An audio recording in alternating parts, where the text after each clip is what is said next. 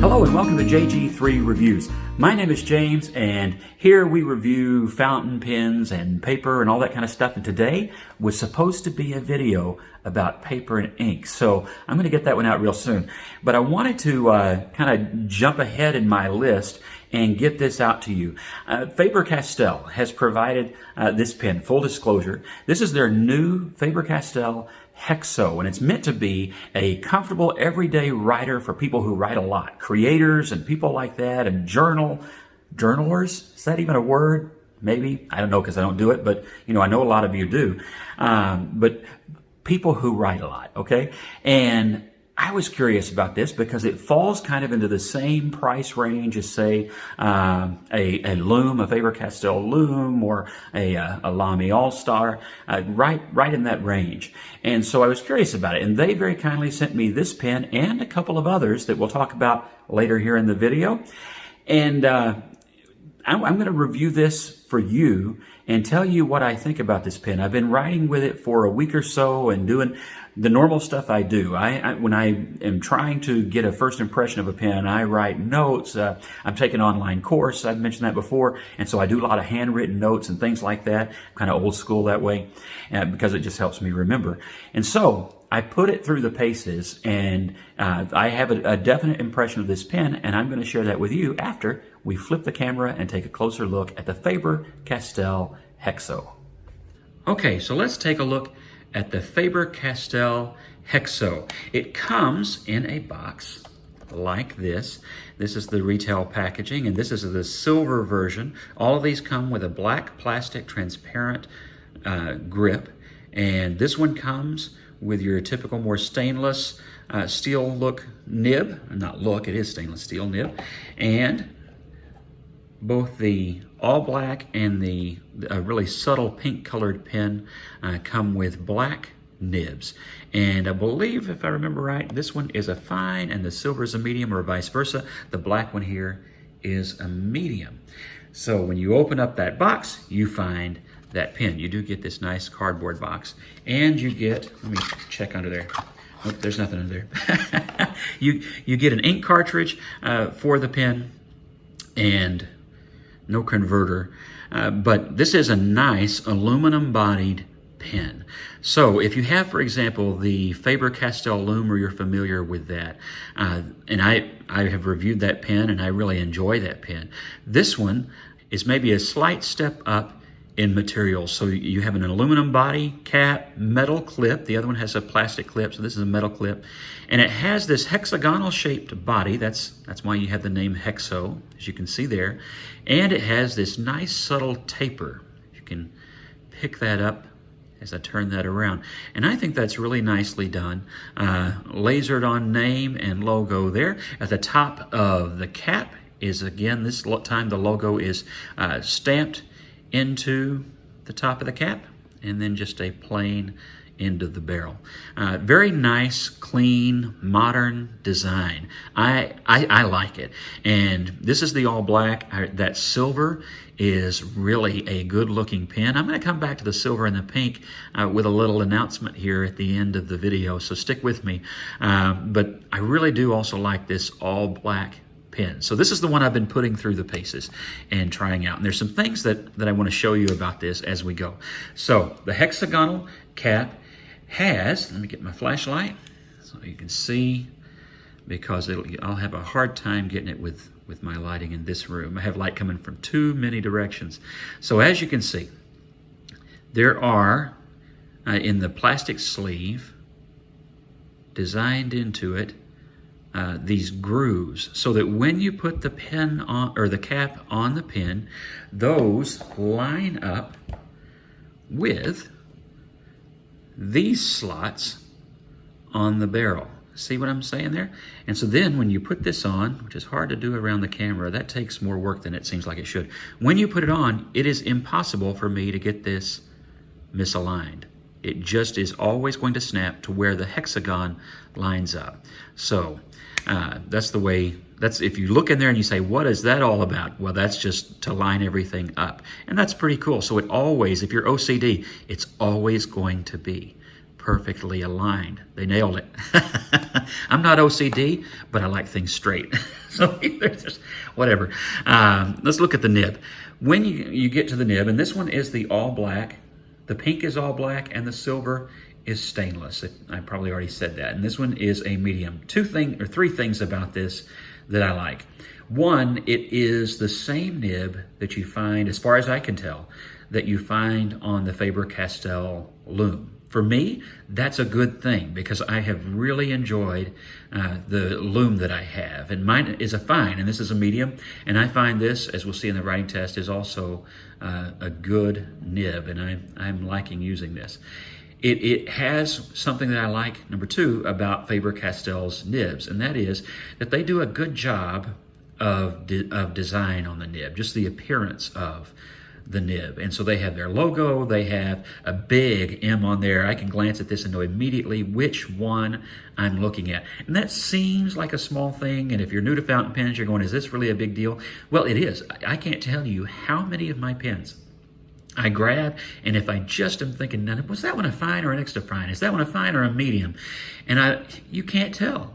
And it's kind of funny. There are just some companies that just don't make it easy for you to remember what you bought or to know when it comes whether or not they sent you the right one. But here it is, nice and big, and I like that dot design, and I like the logo stamped into this nib. And plastic feed, a transparent plastic grip, and while we're there, that grip, I find, is very comfortable. The point of this pen is to be a comfortable, everyday carry, all-day writer. And I find that for me, grip is always personal, but I think they've probably found a pretty good sweet spot. I will say, this is a more comfortable pen than the Loom is for all-time writing, although I got no problems with the Loom or its grip, but this is just it's even better. I think I like the grip of this much better. It's nice and light because it is aluminum, and if you leave it unposted, it is very, very well balanced. If you do post it, it will post securely, and it will still be comfortable to write with. But this is just a nice sweet spot. The way it tapers down, hourglass grip, that right there, I often write up higher, but this one has just a good diameter, not too thin, and the stop there is comfortable, and so I find myself just writing as it was intended instead of up higher. But if you really want a big pen, you can hold it up here, and it'll feel like a really big pen. I find it very, very good writer for long note taking. That's what I've done with it. Probably the most is class note taking, and that, for me anyway, if I'm going to get tired of writing, it's in a situation like that. And I found this was very comfortable. I'm going to go ahead and say this. If you're looking for an alternative to the three-sided grip of the Lami Safari, but you want a pen that's absolutely just as well made, and I like this better. This is a tremendous alternative to that pen. If you want round instead of triangle, you found something that is right in that same part of the pen market, but has that rounded grip. So if you're one of those people, and I know you're out there, check this pen out. I think you'll find that you might have found your favorite alternative to that, because it seems really good that way. Let's see, on design, I don't think I have any real complaints about this pen at all. It seems well made, it seems well done, it's very comfortable. I like the design, it appeals to me. When I first saw it while I was waiting for this to come and it was online, I thought, I think this is going to be a good looking pen, and I wasn't disappointed. And so that's my take on the design. I really do like the way this pen looks. I like the weight of it, and I'll put the specs up here so that you can see what the weight is and what nibs are available and all that good stuff. But I do find this to be an appealing pen and a comfortable pen to write with, and I like that it's made of aluminum. That, for me, is a great plus. And as I said, well, here, I got it on the wrong side there in case anybody was expecting me to get that right. So I like the design of the pen. I think I've now shown you this from all the possible angles. at least that I can do around this tripod. So with that, let's move on to the writing test of the Faber-Castell Hexo. Okay, so let's see how the pen writes. This is the Faber-Castell.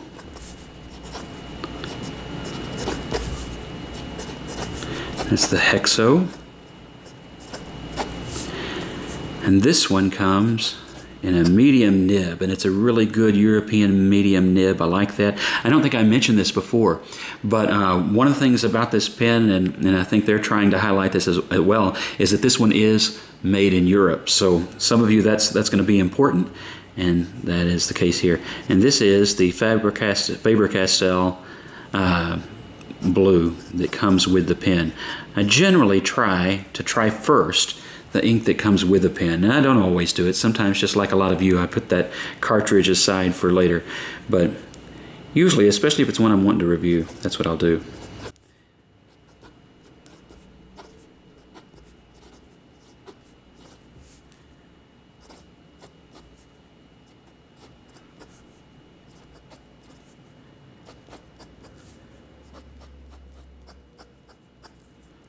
So nice good wetness there.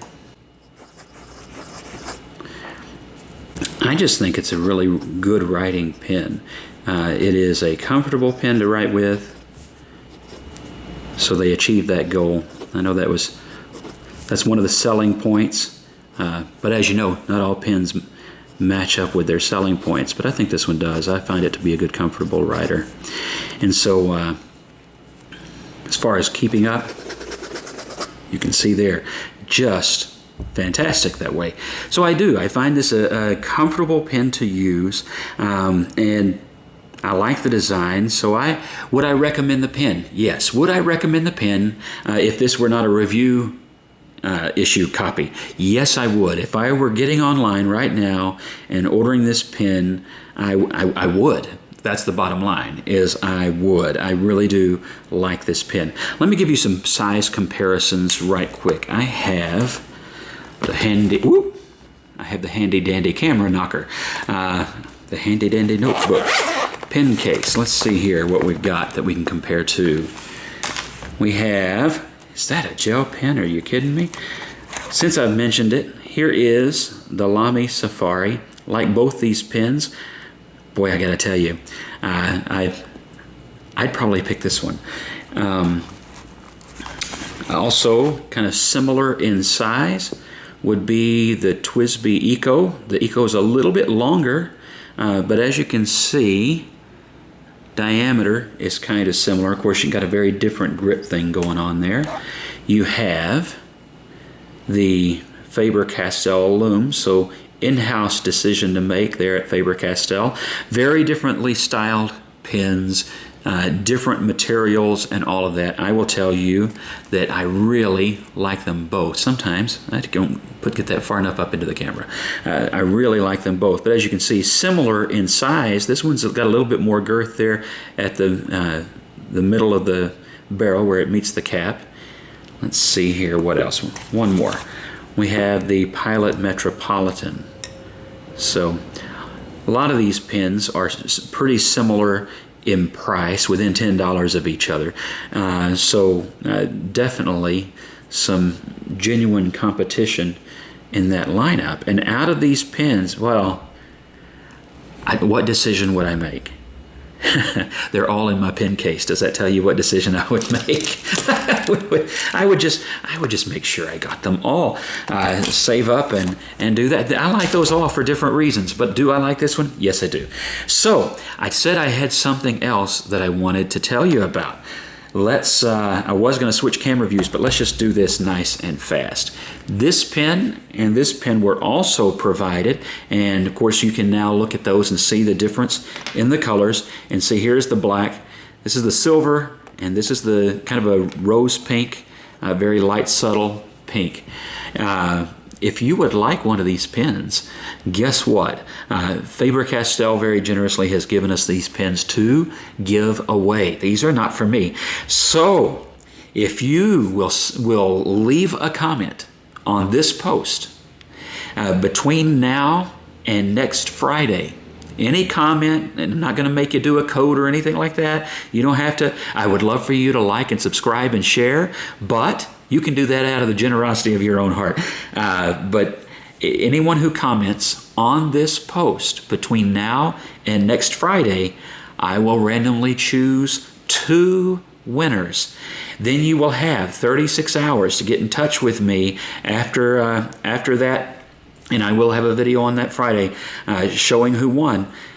Once that's been announced, you have 36 hours to get in touch with me, and I will send you one of these pins. We'll have 2 different drawings is what we'll do at the same time. First for, well, I don't know which one first. We'll decide that next Friday.